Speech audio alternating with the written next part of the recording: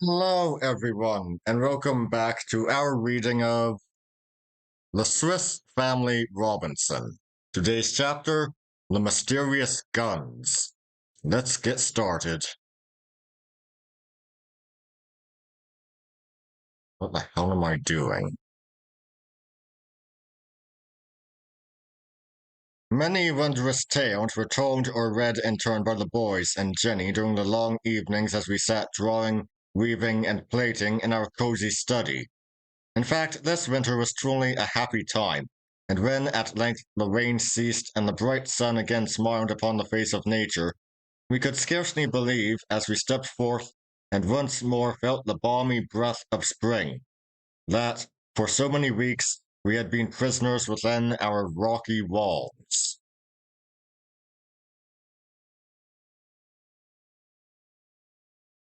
All was once more activity and life. The duties in field, garden, and orchard called forth the energy of the lads, while their mother and sister found abundant occupation in the poultry yard and house.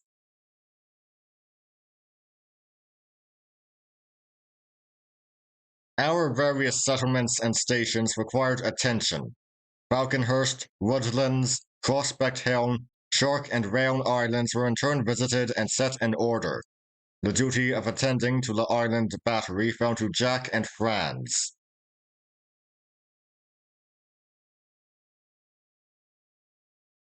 They had been busy all day repairing the flagstaff, rehoisting the flag, and cleaning and putting into working order the two guns.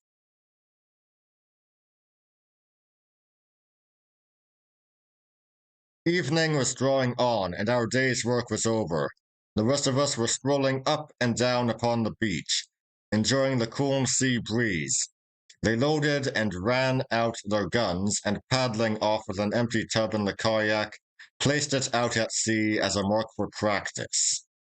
They returned and fired, and the barrel flew in pieces, and then with a shout of triumph, they cleaned the guns and ran them in.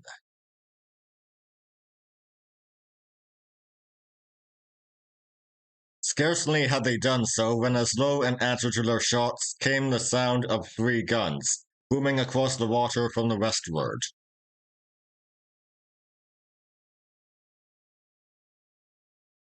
We stopped speechless. Was it fancy? Had we really heard guns from a strange ship, or had the boys again fired? No. There were the lads leaping into their canoe and paddling in hot haste toward us. They too had heard the sound.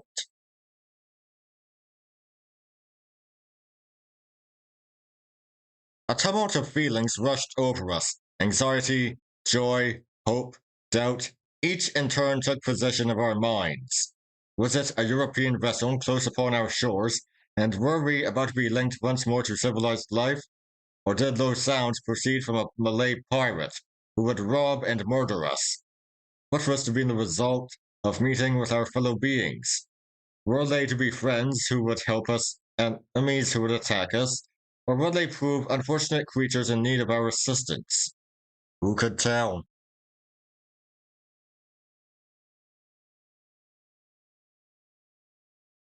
Before we could express these thoughts in words, the kayak had touched the shore, and Jack and Franz were among them.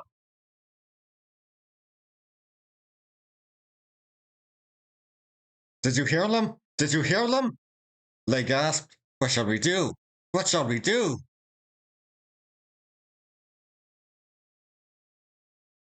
Oh, Fritz, continued my youngest son, it must be a European ship. We shall find her. We shall see our fatherland once more. And in an emotion of joy, he grasped his brother's hands.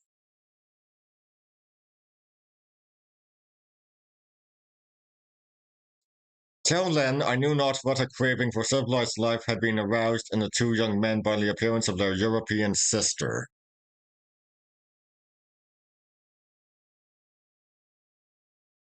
All eyes were turned toward me. What would I advise?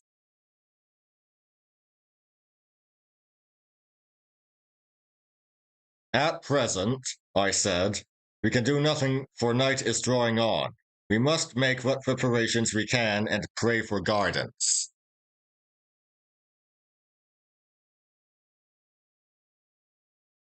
In the greatest excitement, we returned to the house, all talking eagerly until late no one could be persuaded to retire to rest.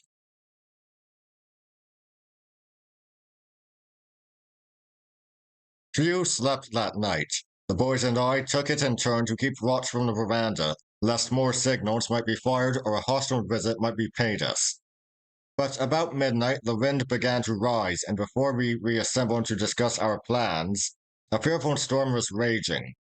So terrific was the sea that I knew no boat could live, and had a broadside been fired at the entrance of the bay, we should not have heard it through the howling of the blast.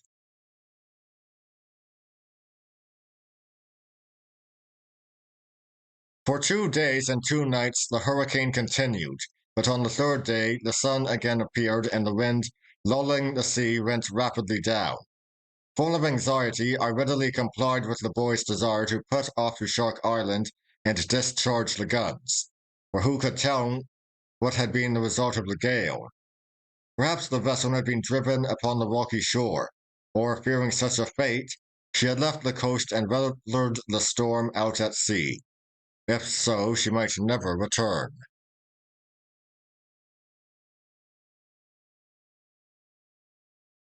With these thoughts, I accompanied Jack and Franz to the fort. One, two, we fired the guns and waited.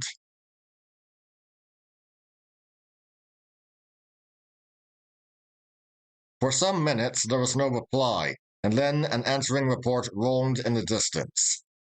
There was no longer room for doubt.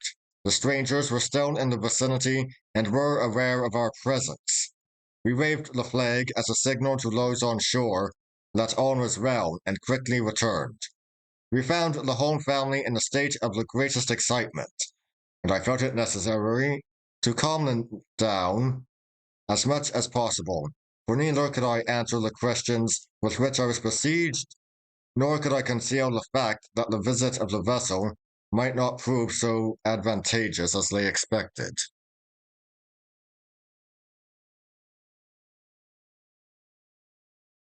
Fritz and I at once prepared to make a reconnaissance.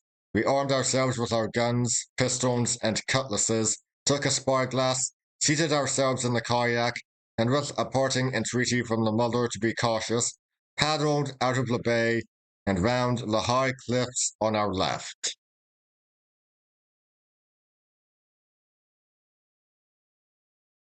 For nearly an hour we advanced in the direction from which the reports of the guns seemed to proceed. Nothing could we see, however, but the frowning rocks and cliffs and the waves beating restlessly at their base. Cape Pugnose was reached, and we began to round the bluff old point. In a moment, all our doubts were dispelled, and joy and gratitude to the great giver of all good filled our hearts. There, in the little sheltered cove beyond the cape, her sails furled and her anchor dropped, lay a brig of war with the English colours at her masthead.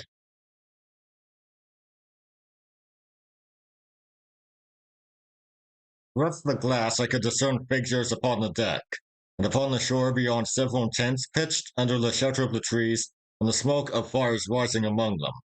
As I handed the glass to Fritz, I felt a sudden misgiving. What, said I to myself, can this English vessel be doing thus far from the usual track of ships? I called to mind tales of mutinous crews who had risen against their officers, and had chosen some such sheltered retreat as this, and who had disguised the vessel, and then sailed forth to rob and plunder upon the high seas.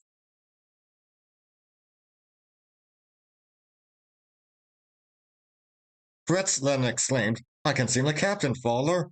He is speaking to one of the officers, and I can see his face quite well. He is English. I am certain he is English, and the flag speaks the truth. He put the glass again in my hand, that I might see for myself.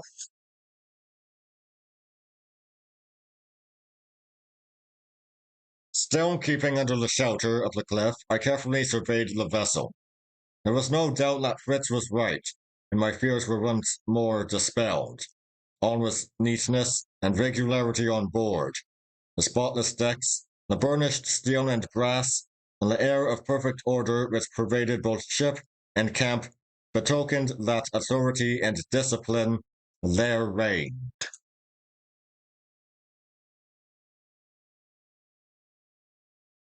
For some minutes longer, we continued our examination of the scene. Lynn, satisfied by the appearance of the camp on shore that there was no chance of the brig quitting the coast for several days, we resolved to return without betraying our presence, for I was unwilling to appear before these strangers until we could do so in better form and in a manner more in accordance with our actual resources.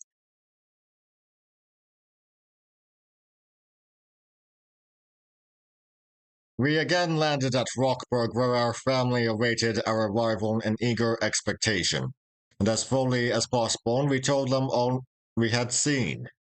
They thoroughly approved of our caution, and even Jenny, whose hopes had been excited to the highest pitch by our description of the English vessel, and who longed to meet her countrymen, once more agreed to postpone the visit until the following day, when having put our yacht into good order, we might pay our respects to the captain, not as poor shipwrecked creatures begging assistance, but as lords and masters of the land, seeking to know for what purpose strangers were visiting the coast.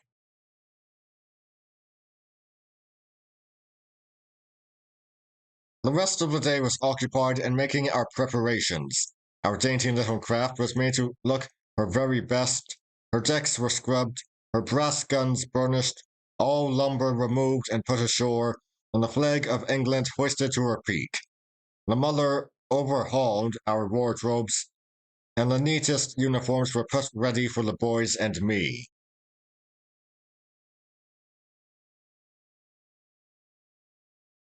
At the break of that eventful morn, when we were destined once more to set our eyes upon our fellow men, and to hear news of the outer world, from which for so many years we had been exiled, we assembled in our little breakfast room.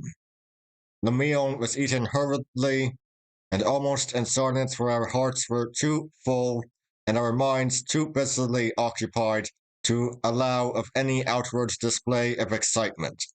Fritz and Jack then slipped quietly out and presently returned from the garden with baskets of the choicest fruits in fresh and fragrant profusion, and with these, as presents for the strangers, we went on board our yacht.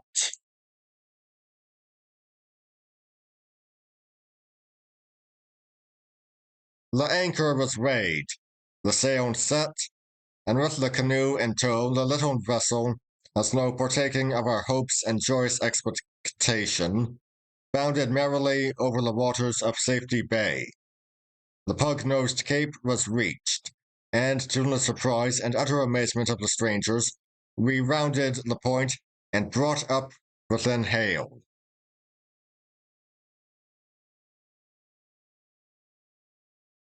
Every eye on board and on shore was turned toward us. Every glass was produced and fixed upon our motions. For all the strange sights which the gallant crew may have looked for, such an anomaly as a pleasure yacht, manned by such a party as ours, and cruising upon this strange and inhospitable shore, was the furthest from their thoughts.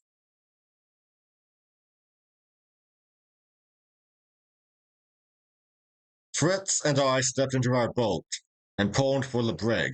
In another minute, we were upon her deck. The captain, with the simple frankness of a British seaman, welcomed us cordially. Having led us into his cabin, he begged us to explain to what good fortune he owed a visit from residents upon a coast generally deemed uninhabited, or the abode of the fiercest savages.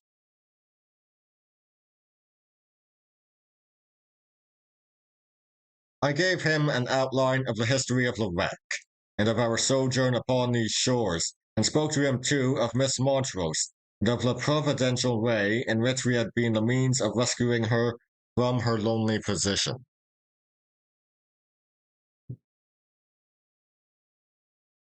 Then, said the gallant officer, rising and grasping Fritz by the hand, let me heartily thank you in my own name, and in that of Colonel Montrose.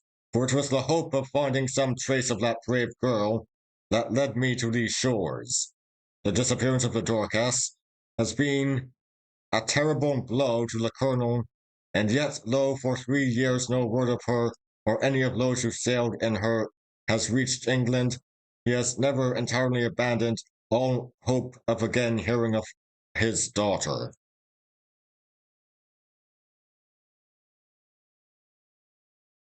I knew this, and a few weeks ago, when I was about to leave Sydney for the Cape, I found 3 men who declared themselves survivors of the Dorcas, and said that their boat of 4 which left the wreck was the only one which, to their knowledge, reached land in safety.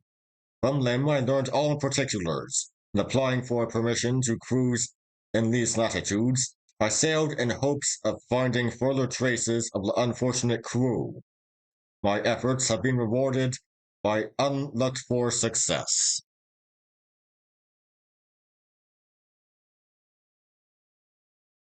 Fritz replied most modestly to the praises which he received, and then the captain begged to be introduced to my wife and Miss Montrose.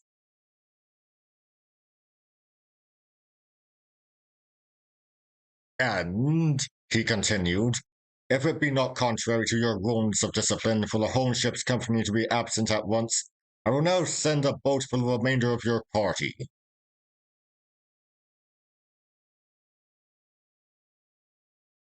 One of the officers was accordingly dispatched to the yacht with a polite message, and the mother, Jenny, and the boys were presently on board.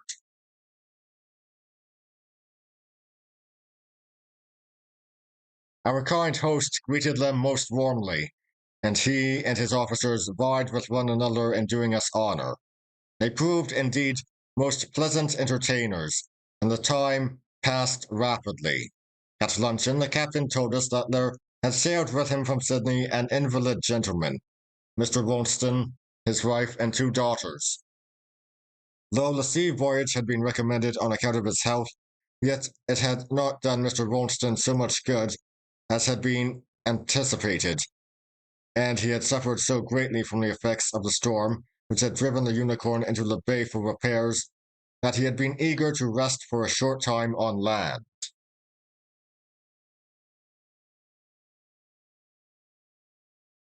We were anxious to meet the family, and in the afternoon it was decided that we should pay them a visit. Tents had been pitched for their accommodation under the shady trees, and when we landed we found Mr. Ralston seated by one of them, enjoying the cool sea breeze. He and his family were delighted to see us, and so much did we enjoy their society that evening found us down upon the shore. It was too late then to return to Rockburg, and the captain kindly offered tents for the accommodation of those who could not find room in the yacht. The boys spent the night on land.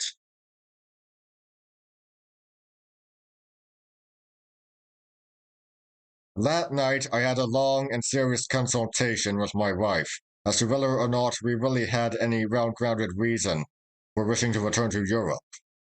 It would be childish to undertake a voyage thither simply because an opportunity offered for doing so.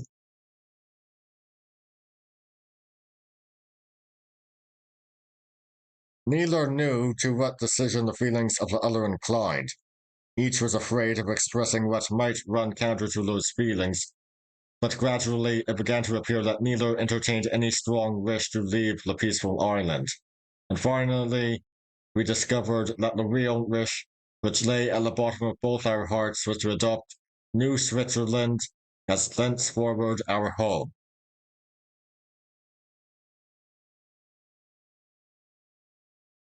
What can be more delightful than to find harmony of opinion in those we love when a great and momentous decision has to be taken?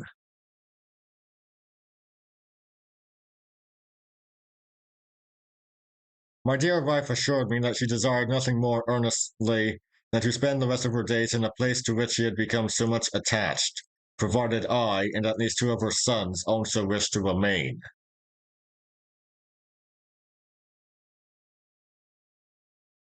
From the other 2 she would willingly part if they chose to return to Europe, with the understanding that they must endeavour to send out emigrants of a good class to join us and form a prosperous colony.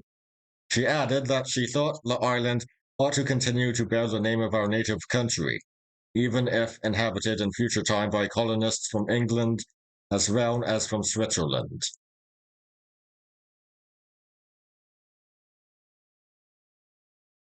I heartily approved of this excellent idea, and we agreed to mention it while consulting with Captain Littlestone on the subject of placing the island under the protection of Great Britain.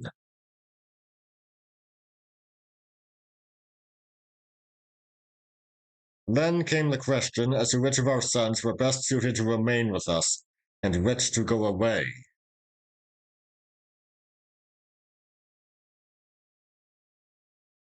This point we left undecided, thinking that in the course of a few days they would probably make a choice of their own accord, which they did even sooner than we anticipated.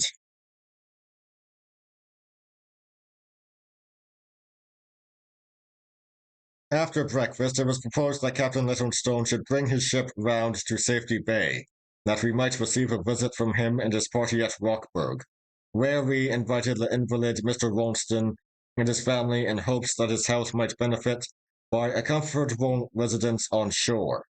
No sooner was this plan adopted than Fritz and Jack hurried off in the canoe to prepare for their reception, being followed in more leisurely style by the brig and our yacht.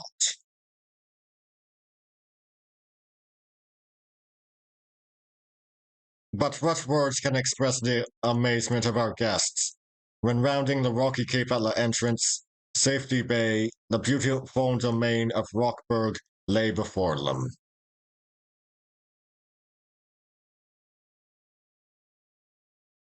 Still greater was their astonishment as a salute of 11 guns boomed from the battery on Shark Island, where the Royal Standard of England was displayed and floated majestically on the morning breeze.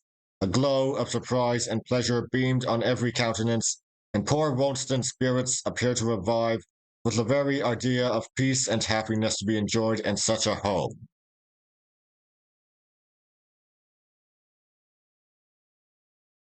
He was carried on shore with the utmost care and tenderness, and comfortably established in my room, a camp bed for Mrs. Ralston being added to the furniture there, that she might be able conveniently to attend her husband.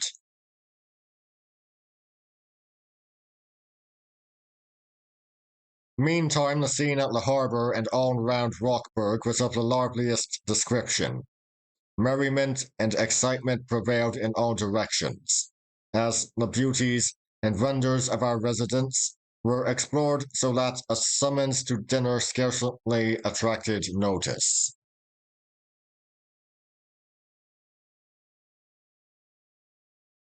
However, as a visit to Falconhurst was projected, the company was at length induced to be seated and to partake of our good cheer. But the spirit of restlessness soon returned, and the young people kept roaming about through our hitherto quiet lawns, avenues, and shrubberies until I was ready to believe their number 3 times what it actually was. And that would be all for today. I'll see you all next time when we bring this story to its conclusion. I'll see you then.